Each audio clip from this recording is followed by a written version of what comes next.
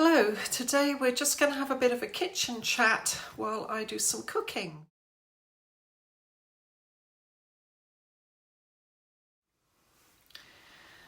So hello and welcome back to my channel. I'm Frugal Granny and my name is Ali.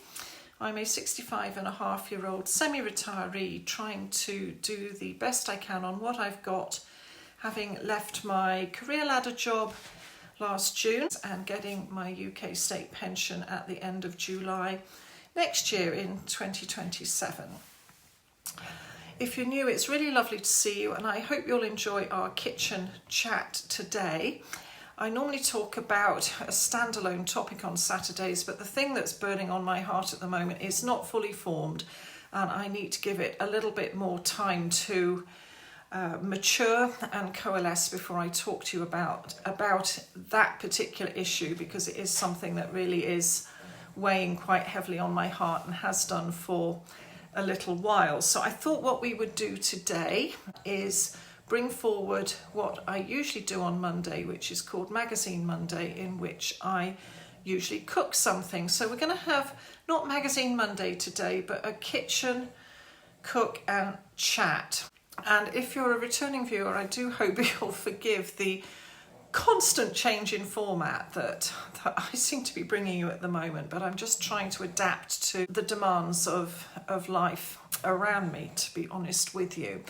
Now, I decided I would do this recipe, and as I said, I was going to do it on Monday because Pip from Pip's Bargain Buys made a comment recently saying that the Moroccan chicken sounded lovely, and I did say to her, well, I will do that for you on Magazine Monday. Well, I'm going to do it as a kitchen cook and chat on Saturday instead, because as I said, I'm not really ready to bring to you the thing that is weighing on my heart at the moment. Now, this recipe is a Delia Smith recipe, or it's my adaptation of a Delia Smith recipe. She obviously does this absolutely perfectly with tip-top ingredients. I do the economy Ali version. So if you want to find the original version, go to Delia online and look for Moroccan baked chicken with chickpeas and rice. And I think it can also be found in either Delia's summer collection or winter collection. I'm not sure which one it is in, and it is a recipe that complements her Basque chicken. The Moroccan chicken is more of a yellow coloured dish. The Basque chicken is more of a red one. So we're going to do my version of Delia's Moroccan chicken today. Right, so let's get to it, and I will talk to you as we go along.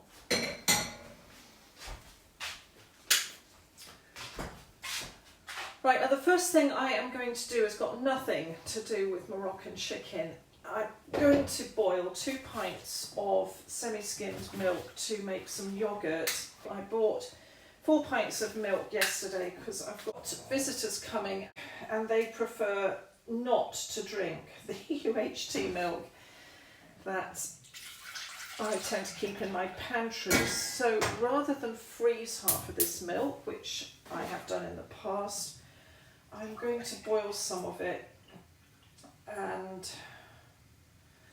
then let it cool and make it into yoghurt. I've got some yoghurt left in a pot that really needs either eating up or turning into more yoghurt, and in an attempt to save a little bit of money, I'm going to use it to make more yoghurt. So that can go back in the fridge and that will be plenty for visitors' cups of tea. Okay, so then what I did yesterday is I took 2 packets of 4 chicken drumsticks out of my freezer, and I've been defrosting those in the fridge overnight. So I'm just going to take these over, put them on a plate, rinse out my shallow casserole dish. This is a beautiful Le Creuset shallow buffet casserole dish that my late mother-in-law gave me donkey's years ago, absolutely donkey's years ago. And it really has formed the centre of my cooking, along with my oval casserole dish, which was a wedding present. So my goodness me, that's old now. Yeah, so the casserole dish I've had since 1983, and this one I've had at least the early 90s, very early 90s. Anyway, just let me get this chicken sorted. Okay, so apart from chicken pieces, and you'll either need 4 goodly chicken legs, or I'm using 8 chicken drumsticks, so that's 2 drumsticks per person.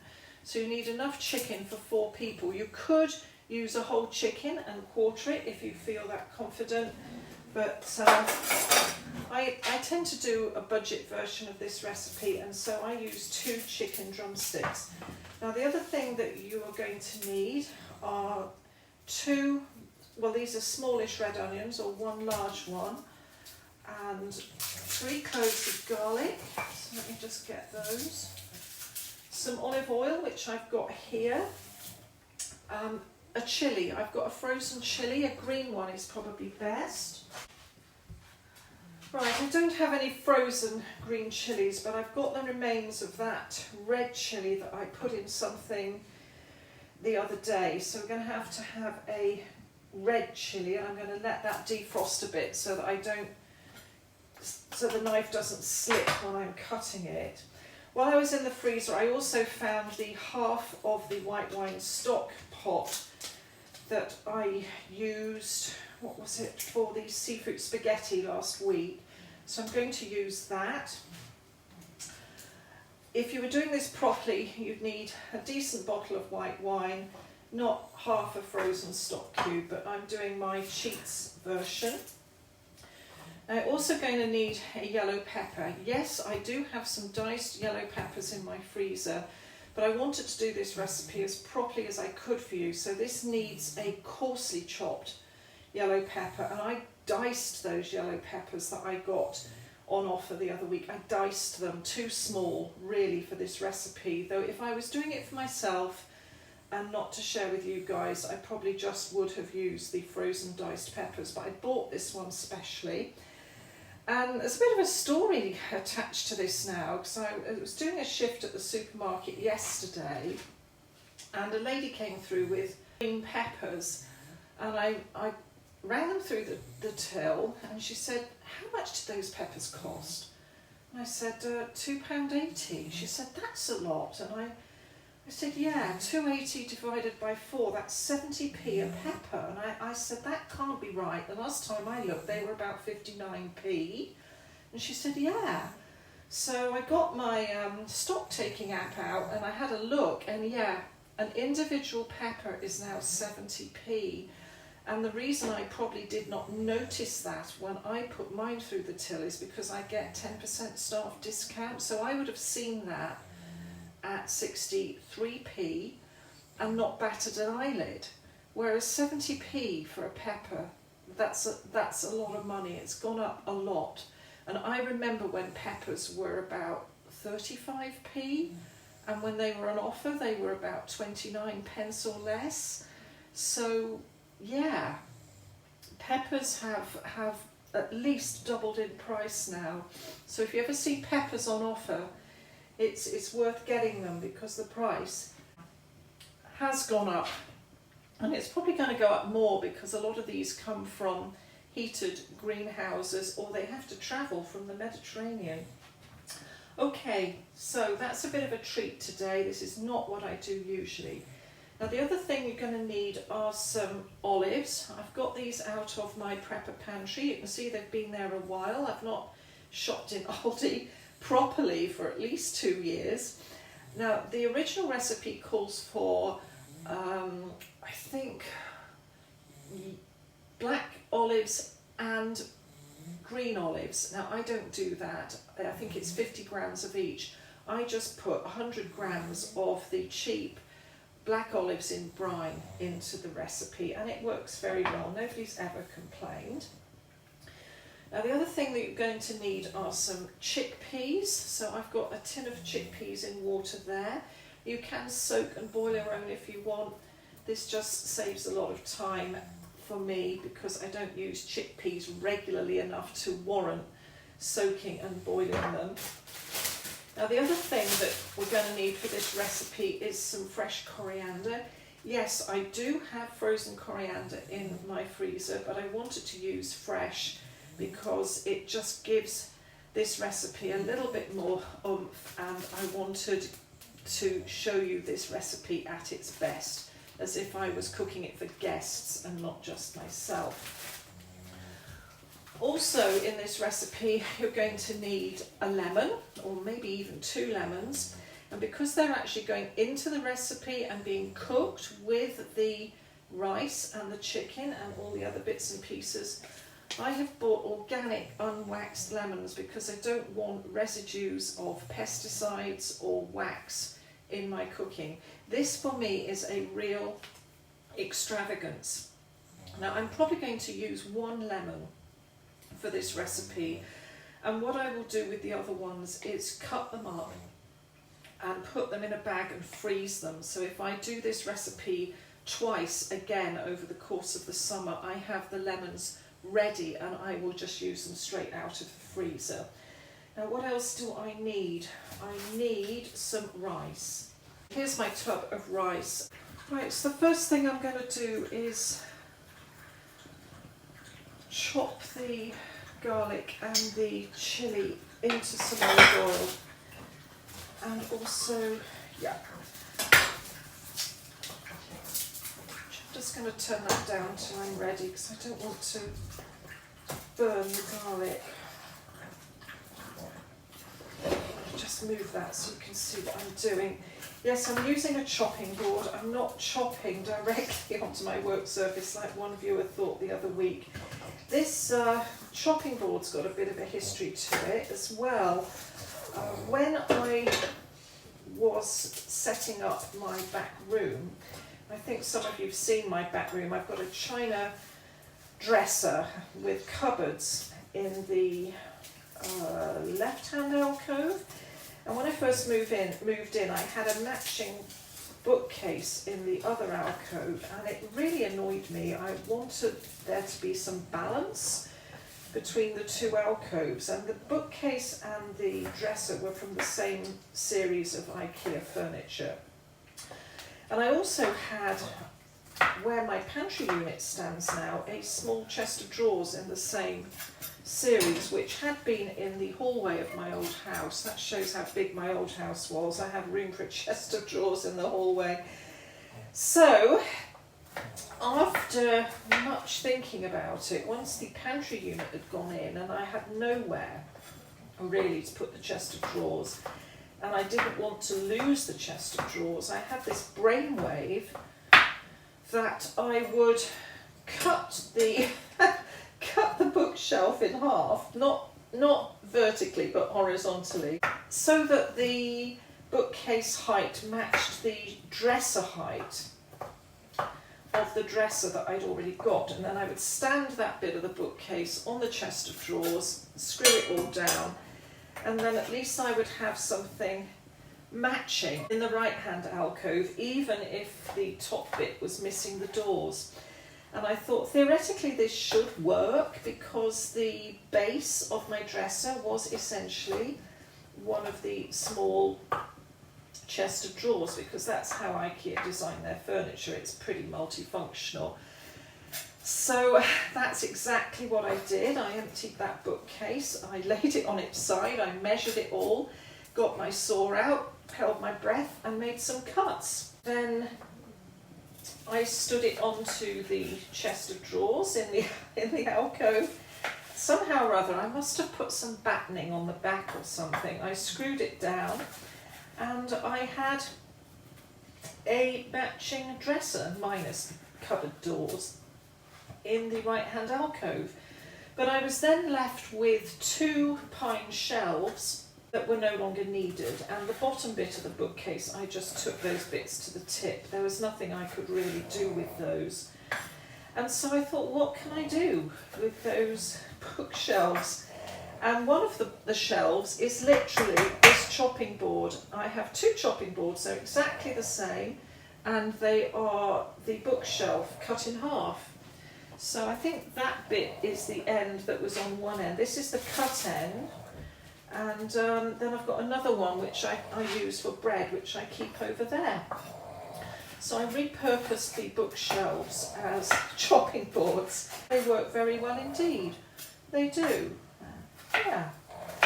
And I'm very, very pleased with my dresser, even though it's got no cupboard doors. And I do keep looking. I keep looking for some way of making doors for that unit. I did actually see one of those units. I was looking on Rightmove and I saw a house for sale and I looked at it, and in their dining room they had the dresser, and I know this sounds crazy, but I actually phoned the estate agents and asked if they would contact the seller of that particular house to see if they would sell me the dresser in their dining room. I didn't want the house, I wanted the dresser.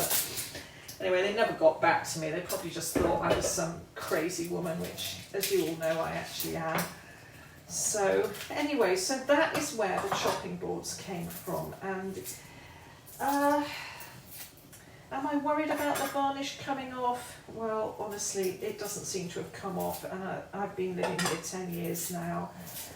So yeah, I'm very pleased with my chopping boards, especially as a new chopping board can cost an awful lot of money now if you get a decent wooden chopping board.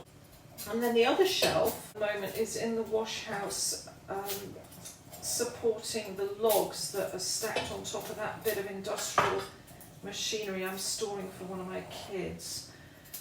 So, but it will come into its own for something else eventually. Right, that milk's boiling, so I'm just going to turn that off and let it cool. And when it is cool, I will stir in the yogurt and make yogurt. Right, with the red onions, you do not want a dice for this recipe. You want them quite chunky. So what I do is I cut it across, and then I cut it 3 times like that, and it makes quite a chunky chunk. So across, and then watch your fingers, 2, 3, and then in. Okay. Yeah, I think I'm going to do the second onion. Very careful with these loose onion skins, and then because oftentimes they can slip, and then the knife slips, and then you're in trouble if your fingers are in the way anyway. There we go.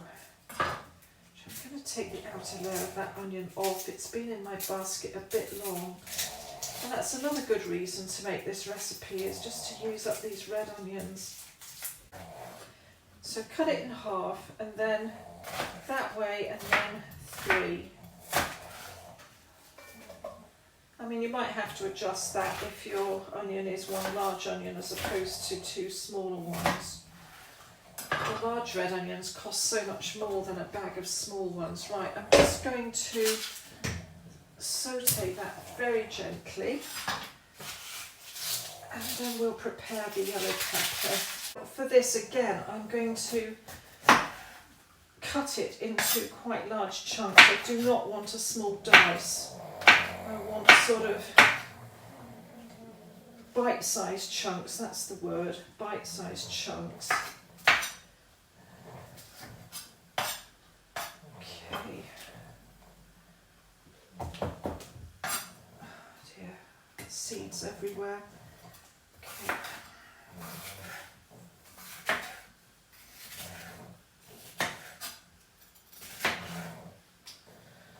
So just do those into bite-sized chunks.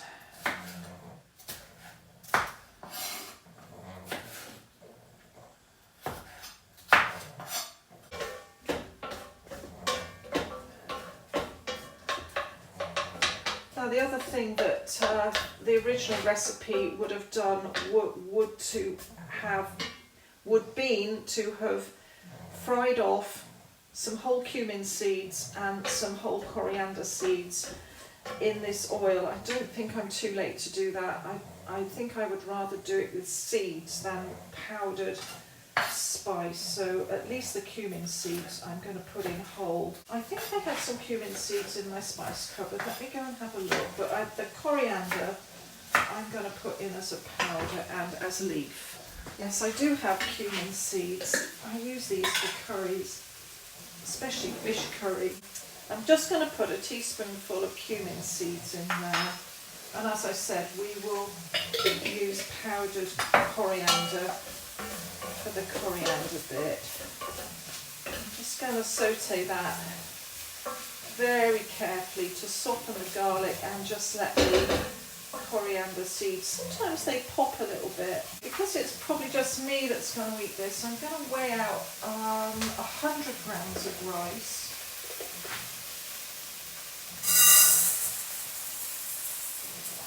Just a little bit over. I know this sounds a bit mad, but I don't want to get the liquid wrong, so I'm just going to measure the volume of the rice and use the equivalent volume of water for my stock. It's about 200 mils of rice, so they're now going to go in here.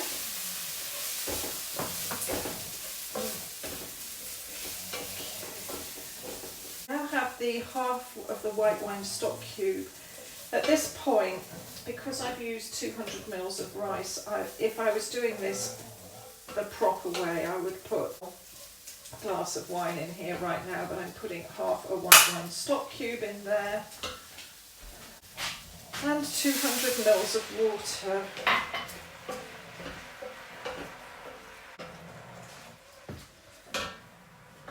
Okay, a little bit of pepper, a little bit of salt.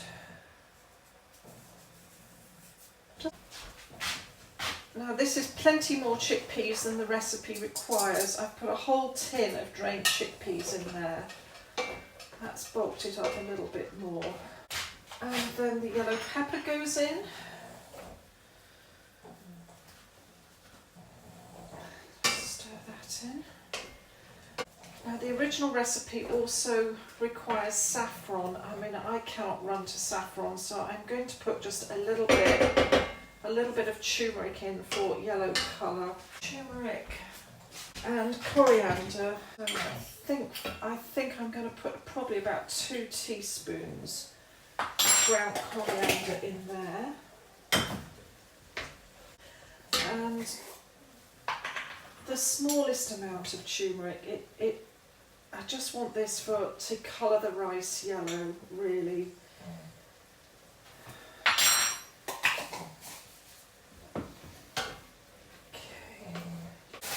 Usually I would buy a bunch of coriander for this recipe, and I would rinse it and I would chop the stalks to put in here, but this is just a random bag, so I can't really separate the stalks out without a lot of trouble, so I'm just going to chop this as best as I can. It will be leaf and stalks rather than just stalks.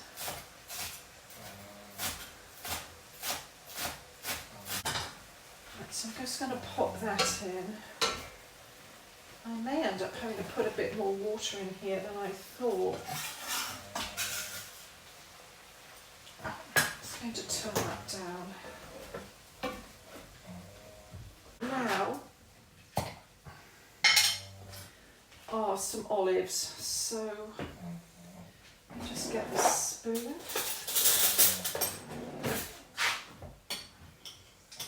The recipe says about 100 grams of olives, half of them black and half of them green.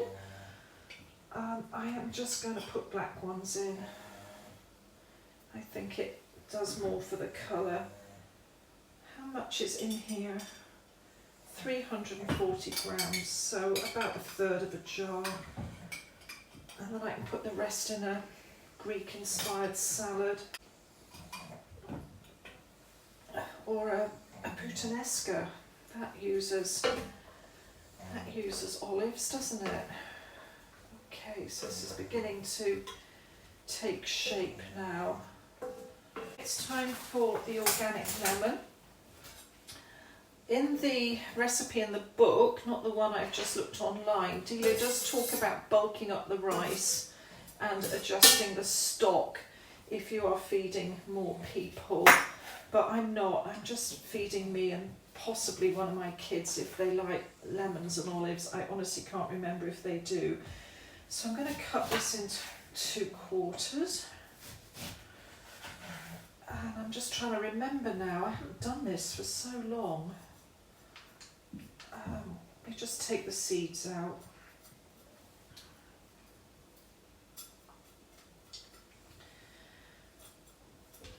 There we go.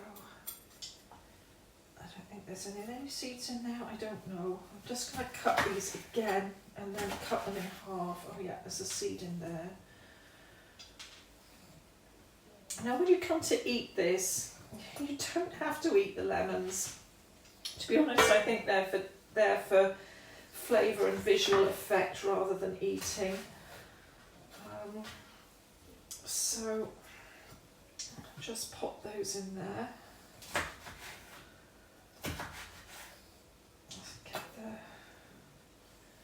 I think that's enough lemons. I'm just going to squeeze the juice out of the last lemon into the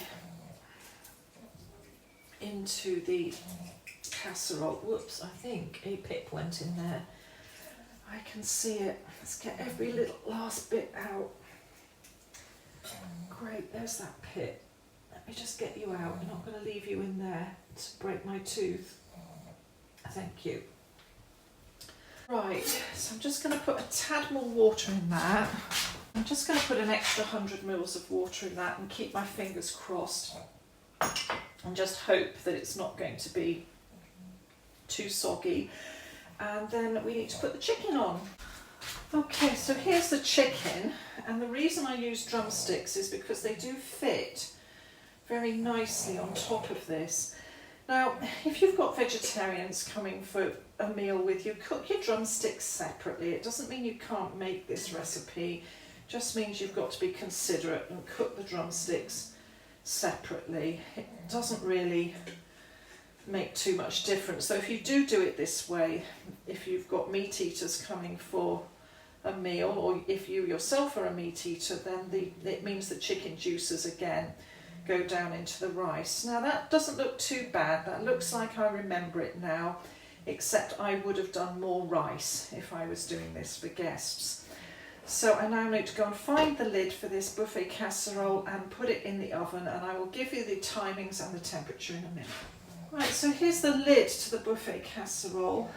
I've rescued this out of the cellar. It's been in a plastic box down there, and I've washed it and dried it. Now that's just going to go on there.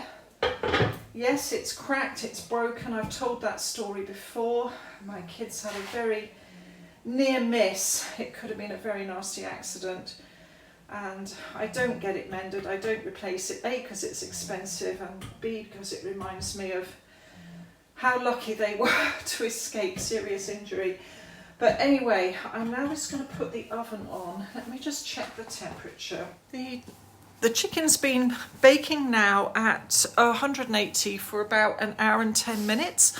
I did add a little bit of water partway through because it did seem to be drying out a bit. Let's just see what we've got in there, shall we? Okay, here's the big reveal. There we go. Look at that. Oh, very nice. Yeah, the rice is nice and soft. That's lovely. Now what I tend to do now is just put a little garnish of coriander in the centre before serving it. And there we go, all ready to serve. I think I might have some right now. So as I said before, this is, I don't know if I said before actually, this is really for about 4 people, 2 drumsticks each. So I'm going to have 2 little ones. I'm going to take that one. Now you can see the rice underneath. It's quite moist, but it's still evaporating. You can see the steam coming off. So there we are. That's what I'm going to have. That'll be my main meal today.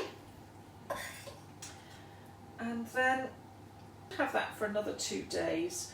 And let me just have a little taste.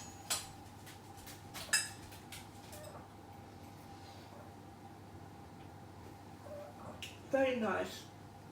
It's lemony. If you don't like lemons, this might not be for you unless you leave the lemons out during the cooking.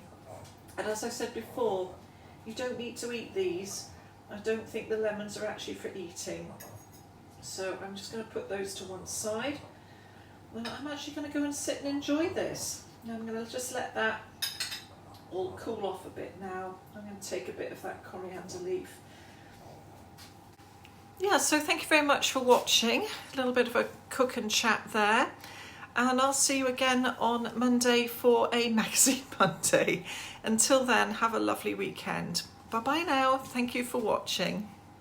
Hello, Belly Bobs. Moroccan chicken is not for pugs. It's not. It's too lemony. It really isn't. Maybe you can have the meat off one of the drumsticks if I think it's not too lemony. Okay?